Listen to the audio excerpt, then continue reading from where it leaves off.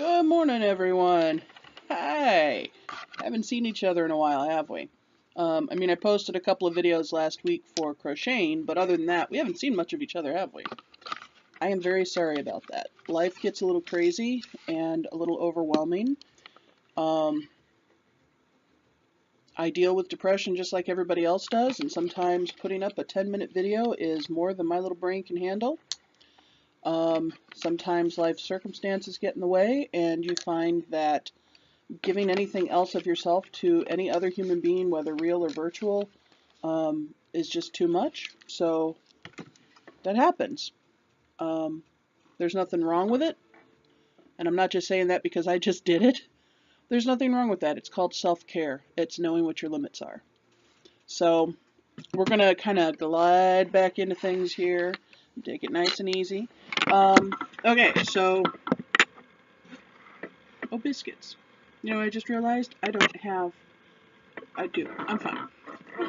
Okay, so I finished up with the chakra series, and I finished that up about, about this time last month. So it's been about a month since I posted anything. So I'm not out of date as far as chakras goes.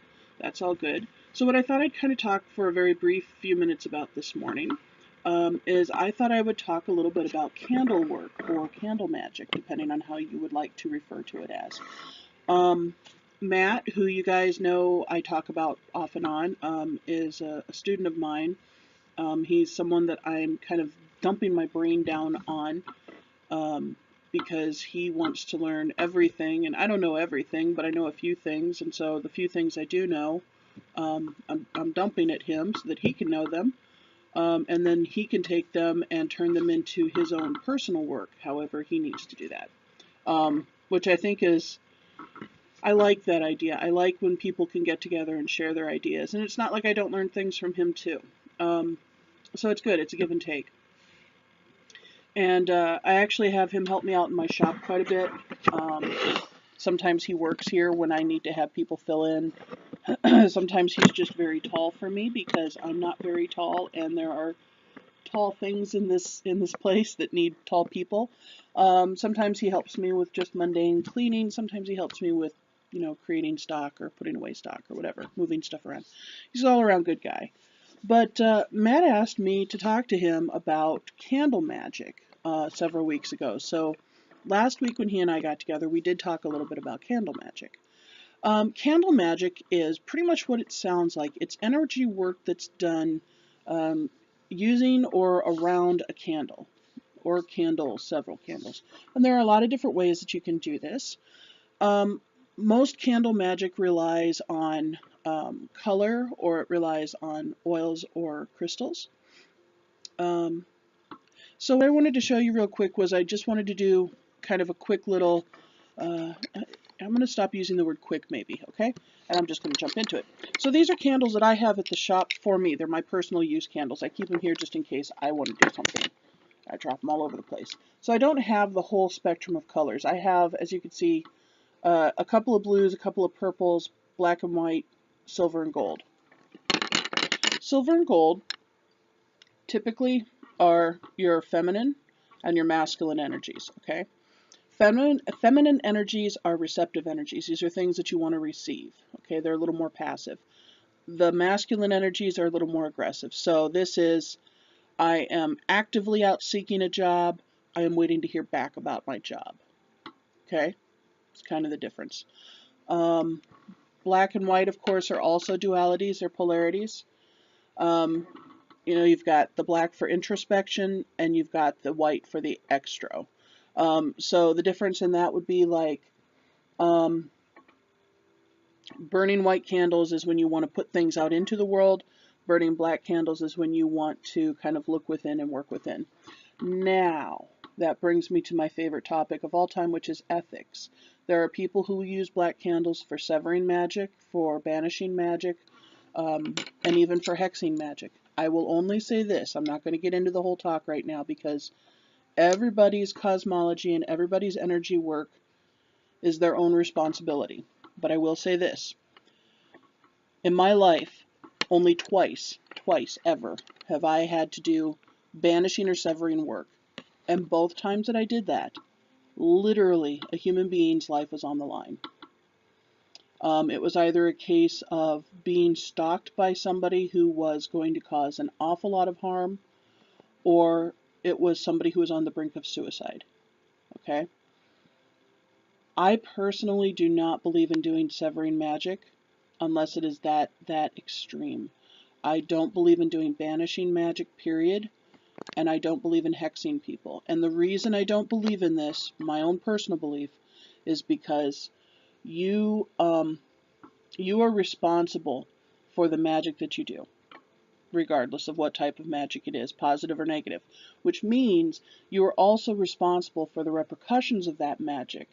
You're not responsible necessarily for the people's actions, but you are responsible for the wheels that are put into place the minute you light that candle and you send that energy out.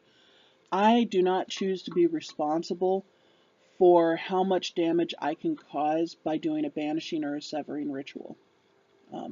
Even if it's on a tiny little candle like that, because as we all know, size does not matter. However, if you are comfortable with taking responsibility for the deeds that you do, for the energy that you send out, do the magic that you are called to do. That's all I'm really going to say on that. The other candles that I have in here, I have a set of blues and I have a set of purples. Purples for me are more like honoring spirit, and blues for me are kind of healing. So that's why I have the colors I do here in the shop. So what I did with Matt the other day was I talked to him about, I made a candle for him. And I made one, well, I didn't make it for him, I made it for me, but I made it in front of him so that he could see what the process was. Let me bring this down a little bit. I don't think I care for that. Sorry. I promise the earthquake is done.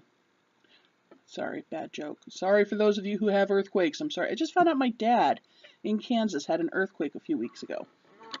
He said he felt it. He was in his recliner and he felt it. I don't remember earthquakes when I was growing up in Kansas. Maybe I was blissfully ignorant, or maybe the earth is shaking a little bit more these days. Anyway, so I'm going to take this dark blue candle here, and this dark blue candle is going to represent internal searching. So this is like understanding who you are, why you are, opening closet doors, taking a peek in, maybe reevaluating your own personal standings, your own personal beliefs on why you are who you are, and maybe finding new ways to accept that. So what I like to do with candles as a form of preparing them, you can use an essential oil if you would like. You can use an infused oil. If you choose to use an essential oil, pick an essential oil that's going to be complementary to what it is that you'd be working on. For me, if I were going to put an essential oil on here, I would use sandalwood. Excuse me one second. Excuse me. Weather's changing, lungs are getting yucky. So I would use a sandalwood, but I'm not going to use an oil on this one. If you want to do an infused candle, you can put an herb in an oil, or a crystal in an oil, or some substance in an oil, and let that sit for a period of time and create an infusion, and then you can rub the candle down with it. But all you would do is you would just take a little bit of that oil in between your fingers or on a cotton ball or a Q-tip, and you would just rub down the candle all the way around. You got to get the bottom end of it, you got to get the wick of it and the tip of it, but you would just coat the candle. And you don't want to drip it, you don't want it to be all drippy, just kind of rub it in a little bit.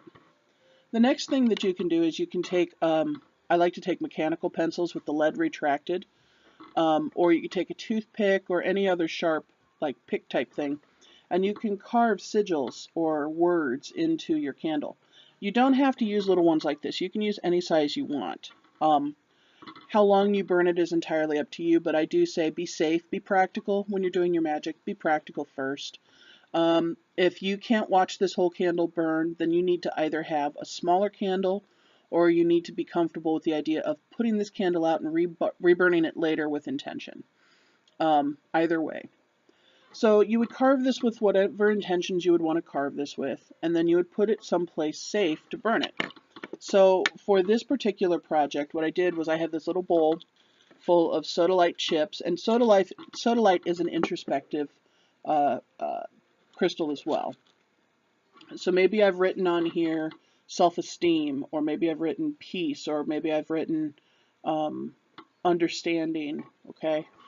And then I would just kind of put it in a little bowl, make sure that it's well seated in there. We want it to be nice and safe.